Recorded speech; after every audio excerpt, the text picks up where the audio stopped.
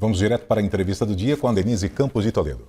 E nós vamos falar agora sobre pesquisas, debates e desafios das campanhas. Eu converso com o Cláudio Couto, que é cientista político do FGV e AESP. Cláudio, boa noite. Boa noite, Denise. Prazer estar aqui.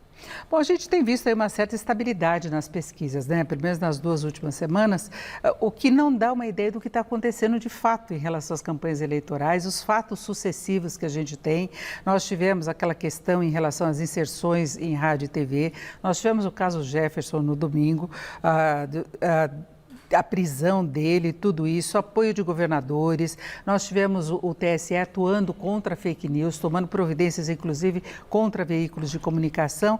A impressão que se tem é que o eleitor está meio imune a tudo isso. Ou as pesquisas estão errando? O que está acontecendo, Cláudio, na tua avaliação? Eu acho que o eleitor está imune, né? Porque mesmo quando a gente pega pesquisas que, por exemplo, tiveram uma diferença grande no primeiro turno em relação ao último resultado que elas deram e o que acabou sendo o resultado da urna, todas elas estão mostrando a mesma coisa, uma continuidade, uma estabilidade. Ou seja, você não tem oscilação, senão ali dentro da margem de erro, uma oscilação muito marginal. Ou seja, o que a gente tem é realmente o eleitorado muito definido em torno dos dois candidatos. O problema é que quando há essa estabilidade, se você tem um candidato que está atrás, que é o caso do presidente Bolsonaro, o que ocorre é que, evidentemente, gera nervosismo na campanha dele. Entendo que muitos desses eventos, como essa questão das rádios, por exemplo, se deve exatamente a esse nervosismo, né? Uma tentativa de produzir algum fato eventualmente favorável à campanha, né? E aí parece que tem uma agitação imensa, e tem na campanha, tem na equipe do candidato, mas não tem necessariamente no eleitorado, no que se refere a mudar de decisão ou a não manter a decisão que tem agora e tentar ficar indeciso ou algo assim. Então, eu acho que são dois universos, só que na realidade um causa o outro. O eleitor não muda de posição, quem está atrás fica desesperado. Quem está na frente, claro, tem que tomar cuidado para não vestir o salto alto, né, para não ficar entusiasmado demais com a situação. Agora, nós tivemos ontem, por exemplo, os debates para os governadores, né, do governo dos estados. Tivemos aqui em São Paulo a Haddad disputando também com o Tarcísio. Você acha que isso ainda pode produzir algum efeito? E hoje tem Bolsonaro contra o Lula. Olha, salvo alguma situação muito espalhafatosa no debate, é pouco provável que o debate produza grandes efeitos. Eu escutei uma imagem que foi feita pelo Sérgio Abrantes, que é um grande cientista político, e ele fala uma coisa que é interessante. Ele diz o seguinte: olha, o debate é aquela situação que nem o jogo do seu time, que você vai assistir, o seu time joga mal, toma uma goleada, você sai de lá chateado, mas nem por isso você deixa de torcer para o seu time. Acho que o debate tem uma situação muito parecida, né? As pessoas assistem, elas já têm o seu candidato, né? As pessoas já têm os seus candidatos, mas ele vai mal? Ah, mas é o meu candidato, ainda assim eu prefiro, ele não foi bem no debate, mas ele é um candidato melhor. É muito isso que acontece. Claro, pode ter um efeito ali entre alguns indecisos. Acho que a chance desse efeito ser maior é realmente nas eleições estaduais. Por quê? Porque, diferentemente da presidencial, que vem de muito tempo, as eleições estaduais começaram, vamos dizer assim, mais recentemente. As pessoas começaram a prestar atenção nelas bem mais tarde do que estavam olhando para a eleição presidencial. Então, a volatilidade aí pode ser bem maior. Não quer dizer que vai mudar em todos os estados, mas eu diria, é nos estados que há mais espaço para alguma mudança.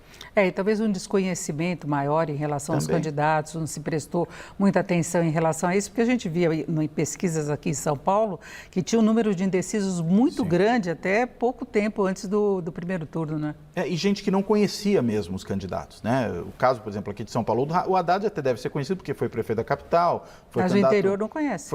Mas ele foi candidato a presidente há 4 anos, então você tem o recall aí, né? Agora, o Tarcísio era bem menos conhecido, o que dava para ele um espaço de crescimento muito maior, justamente porque ao se tornar conhecido e o eleitor que se identifica com as posições dele começa a mudar o voto para ele. Eu acho que essa é a diferença. Às vezes o ser desconhecido não é necessariamente um problema, pode ser um ganho, porque você chega com um fator novidade, você tem terreno para ganhar, você começa com uma rejeição mais baixa, enquanto aquele que já é mais conhecido já tem uma situação muito solidificada. Muitas vezes não tem tanta condição de alterar o cenário. Agora, há uma grande preocupação com relação à abstenção, que foi muito grande no primeiro turno e costuma ser maior no segundo.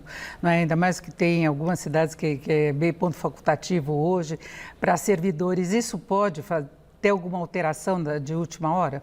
Olha, pode produzir alguma alteração. Eu não acredito que seja uma alteração suficiente para mudar radicalmente o cenário. Se a distância, pelo menos pensando no caso da eleição presidencial, fosse uma distância ainda mais estreita, a gente estivesse falando de uma coisa de 1, 2 pontos percentuais, eu acho que a abstenção podia ser decisiva. Numa diferença que tem aparecido às vezes de 6, às vezes de 8 pontos percentuais, eu acho que não é suficiente. para produzir essa grande alteração. Agora, claro, tudo pode contar se de repente você tiver uma eleição mais apertada no final do que os institutos de pesquisa estão conseguindo detectar. E aí, claro que a abstenção pode contar. Segundo turno tem normalmente mais abstenção, por quê? Porque alternativas que os eleitores queriam já não estão mais disponíveis.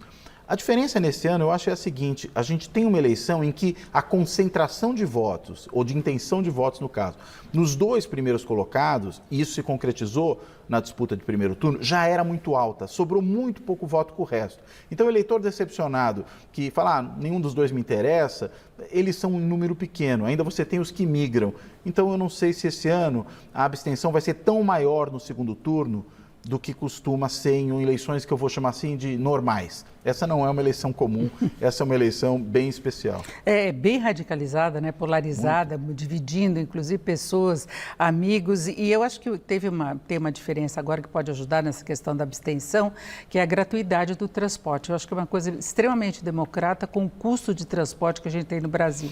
Né? Para todo mundo ter condição, porque você vem em São Paulo, dependendo do local que a pessoa mora, se é numa cidade próxima e vem para São Paulo, ela pode gastar R$30 no dia para poder se locomover para votar.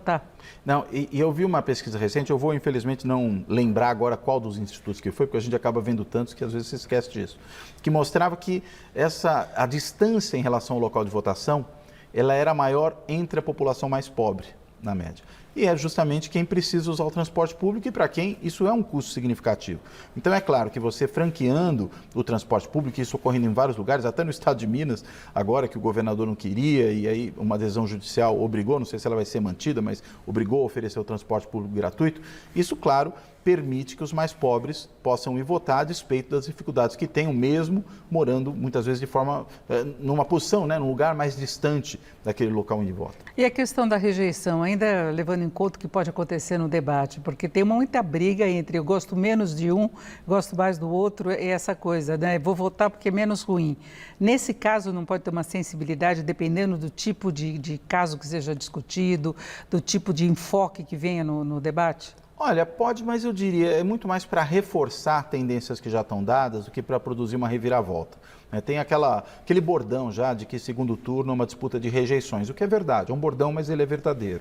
Agora, nesse caso, me parece que são tão consolidadas as rejeições dos dois candidatos, né, de Lula e de Bolsonaro, acho muito pouco provável que um radical antilulista vire de repente lulista porque passa a rejeitar mais o Bolsonaro e vice-versa. Isso é muito pouco provável que aconteça. Então, sinceramente, acho que pode, claro, mover ali um ou outro indeciso, alguém que está realmente muito vacilante, mas é muito pouca gente que está nessa situação, o espaço para mudança é pequeno. Exatamente, eles vão tentar explorar ao máximo aqueles pontos de maior vulnerabilidade, mas tem essa condição colocada. Agora, as pesquisas surpreenderam, né, por não terem antecipado o que aconteceu de fato no primeiro turno. Agora a gente falava de uma proximidade muito grande entre o que a maioria vem sinalizando, principalmente daqueles institutos mais tradicionais. Sim. Você conta com alguma surpresa? Porque, se consolidada essa situação, a gente tem Lula à frente. Sim, tem Lula à frente. Na nacional, eu acho que tem pouco espaço para surpresa. Né? Tem algumas disparidades, mas são menores. A tendência sempre das pesquisas errarem menos, errarem entre aspas, né? Porque, de novo, aquela história, a pesquisa não está fazendo futurologia. Ela está mostrando o que é o momento, mas ela normalmente precisa mostrar uma tendência. E claro que aquela pesquisa que é a última a ser divulgada, em geral, ela já captou boa parte dessa tendência e tem um resultado que tende a ser mais próximo do resultado final. O problema é quando a distância é gigantesca e injustificável. Acho que, desse ponto de vista, na presidencial, a gente não deve ter muita surpresa. Nas estaduais, eu acho que ainda pode haver surpresas. Isso, eu agradeço muito a participação aqui do Cláudio Couto, que é cientista político da FGV e AESP.